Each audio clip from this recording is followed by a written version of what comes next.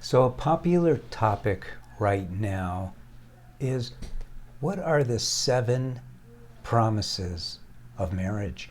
And I would like to show you what they should be.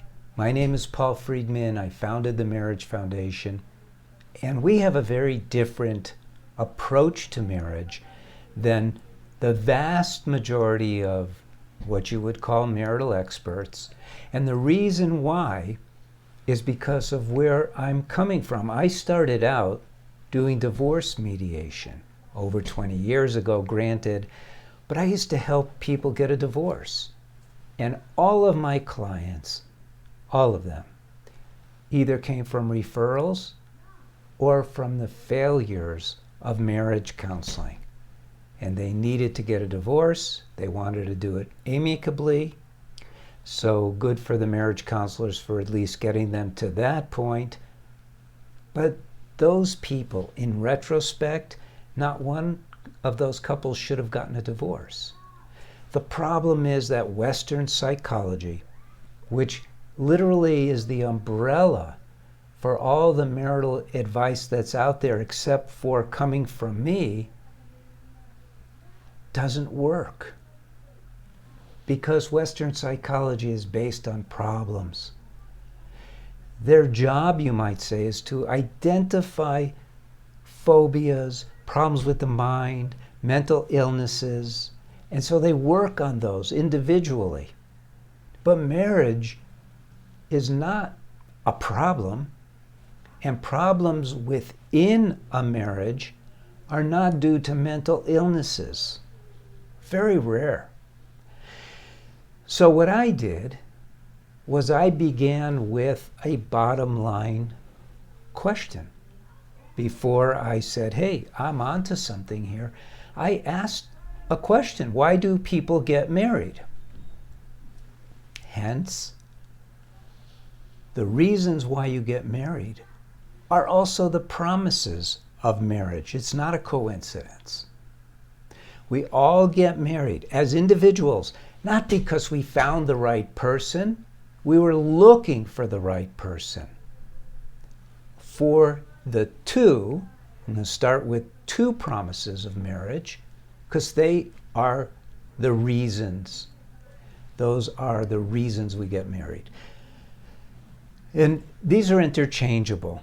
Really, one is more important than the other, but they're both super important to each of us individually.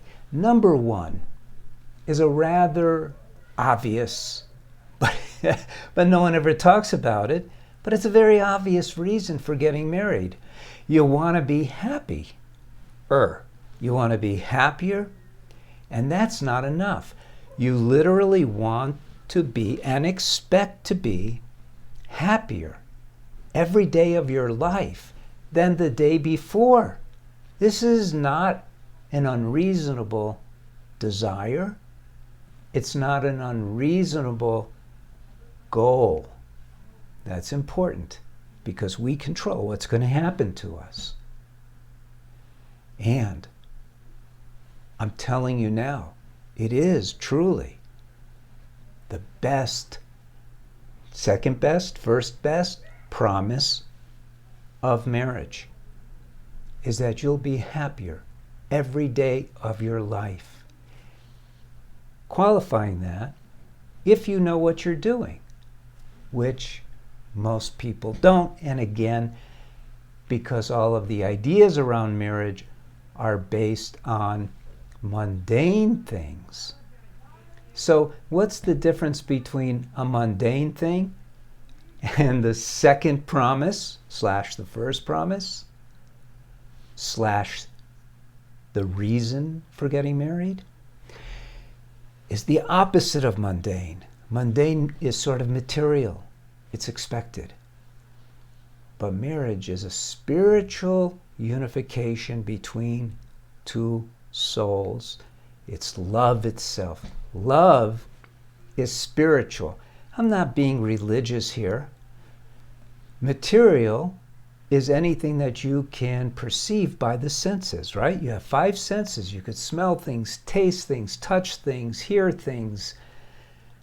But you can't do that with love. And yet, it's so tangible, isn't it?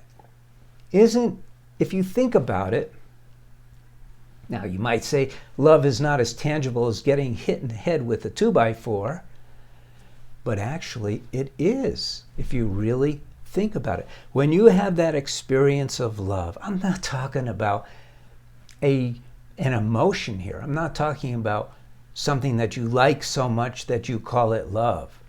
I'm talking about this thing that you feel that is mind-boggling. It's off the charts. Every single person has experienced it at their wedding, unless they're drunk, or at someone else's wedding. There's always this moment when your heart just opens up. You feel that love. Most of us feel that love, and we race to think of something because it's so overwhelming that it is frightening. But in your marriage, it is supposed to be the very context of your marriage. It's what you're supposed to be shooting for. What you want, what you crave is love. Doesn't it say everything about marriage? And when you know how to be married, most people don't. It is a promise of marriage. Now, talking about what you know about marriage versus what you don't know about marriage, subscribe to this channel for sure, because I'm going to always show you in these videos the right way to look at marriage in a very positive way. Even when people come to us, and it's a free service we have at the Marriage Foundation, you're able to write into a counselor. We will always turn it around and show you the way towards happiness. We're not going to talk about how your husband or your wife is this or that and do labels and why it's so difficult and fall into the hole with you. We're going to show you the way out of the hole. So you could not just get above ground, but the sky is the limit. These two promises are the most important promises. And they're the top line promises, which means that all of the other promises are derived from these. So these are the two top ones. This is 1 and 2 of the promises. 1, marriage will provide happiness. 2, marriage will provide ever-expanding love, marital love, unconditional love, when you know what you're doing. You could get into a car if you have no idea about what a car is capable of doing. You could sit in that car. It's never going to take you anywhere. You may not even know how to turn it on, so you won't even have a radio to listen to. Number 3. This is one of the promises and expectation of marriage. Loyalty. Loyalty is like the highest law of marriage. Why? Because while we're providing for our spouse and that way for ourselves, this unconditional love, this happiness, and everything we do is for that, the loyalty is an insurance that we can express love, we can express happiness within this space that we have. So loyalty is the backup, and it brings us to its subordinate, which is fidelity. Men should never be looking at other women. Women should never be thinking about other men or leaving. This is fidelity. It's a contract you have with yourself to remain true to your commitment to be married forever. So that's number 4. So you have the first 2, very important, happiness, and it's your job to insert that happiness constantly into your marriage. Love, it's your job to express unconditional love continuously. Loyalty, then fidelity, and then number 5 is an interesting one. This you'll never hear from the Western psychological world, they don't think about this because they're coming, again, from a place of problems. And I'm coming from a place of, how do we make life better? How do we make our marriage better? So if you see your marriage, so the promise of marriage is secrets. Not secrets like, did you hear what Joe said and Barbara did and blah, blah, blah. The secret life that you share with your spouse. I call marriage the sacred space of marriage. So secret/sacred. No one knows what's going on in there, just the two of you. And if you mess it up, and this is what happens, frankly, to most people, they mess it up. They forget that there's just two of you in this sacred space of marriage. So what you put in there individually is at least half of what's going in there, especially if you're proactive. So you never want to put in anger. You never want to put in criticism. You never want to put in laziness. You always want to put in love, harmony, happiness. This is your secret, sacred life. And this is a promise of marriage, that it will be clear and filled with love and happiness. Because if you're not soulmates in this sacred space, you become cellmates, where you become abusive of one another and yourselves. You allow your mind and your lower thoughts to take over, and they will if you allow them. Number 6, and this is a big one in the Western world now, because there's a dispute over this. Because, okay, number 6 is ongoing intimacy. Intimacy. Now you're thinking sex, and that's part of intimacy. But intimacy is above that. Remember, your marriage is about love. It's not about the mundane material. So your responsibility as an individual is to fashion all of your thoughts, all of your instincts, all of your reactions, all of your habits, to fashion those to meet the level of your soul's demand, not your body's demands. And so it's not ever a good idea to say no, either of you, to the need of the other for intimacy. And it should be expressed in ways that are unique to you as individuals, where you're taking care of one another. And when it comes to the act of sex, which is a primitive biological act, as a human being, you lift it up into a bridge between your souls. But the intimacy, obviously you're not going to have sex 24/7, but it'll be part of your ongoing intimacy. Ongoing intimacy is the 6th promise. But of course you have to provide that for one another. Isn't it so? It doesn't just happen. But it's something that can happen because it's safe for it to happen. You live in this bubble, this marital bubble, the sacred space of marriage that just belongs to the two of you, should be filled with joy, love, happiness, and intimate feelings. Ongoing. It's one of the wonderful, sweet promises of marriage. Now, some psychologist is going to leave a comment and they're going to say, so what you're saying is you should always give in to your husband's base desire.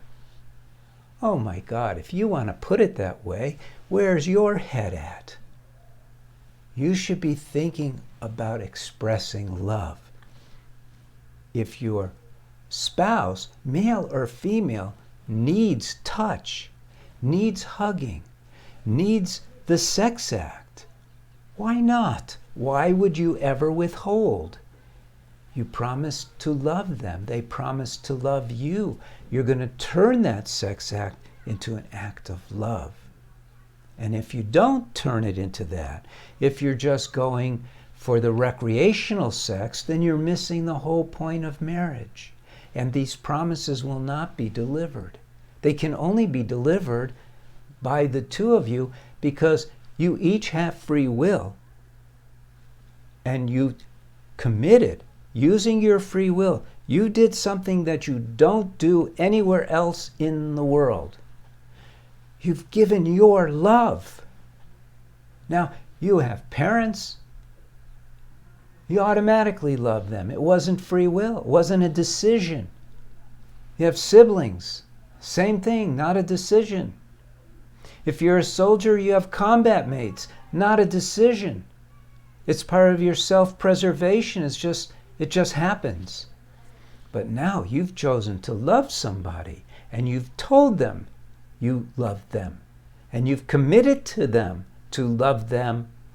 And this brings us to number 7, to the end, which oftentimes requires never giving up on them or on yourself, because it's clear in your mind that you're not going to suffer to the end of your lives together. You're going to live in joy and harmony, and you're just going to flourish. Because as souls connected in this union of marriage, that's what you're supposed to enjoy. It's the 7th promise of marriage. Now, some of you who are watching this video are doing fine in your marriage, pretty much. You might say, because people write into us all the time, you might say, well, I'm having a little trouble with this, but otherwise, for those of you who are in that category, just get one of the books that we have.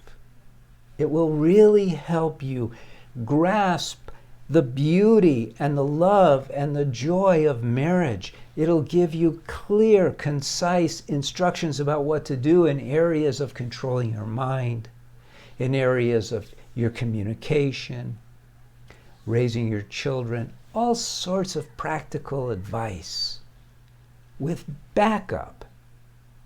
But if your marriage is sliding and you've waited and things are getting really rough, for sure, get the course. Get the course for men or the course for women, because these promises of marriage are real when you know what you're doing. And although the book will tell you what you should be doing if you're sliding, unfortunately the angle gets steeper and steeper and steeper. You could look back and see what's been happening in your marriage, and you know what I'm talking about. At first it was a little this, then a little that, and the slope started getting steeper. Now it's more of this, more of that. So you got to get back on track. And the course is a marvelous self-help program for you in the context of marriage to get yourself stabilized, give you more understanding of yourself, more understanding of your spouse, so you can get on the track of having these 7 promises of marriage.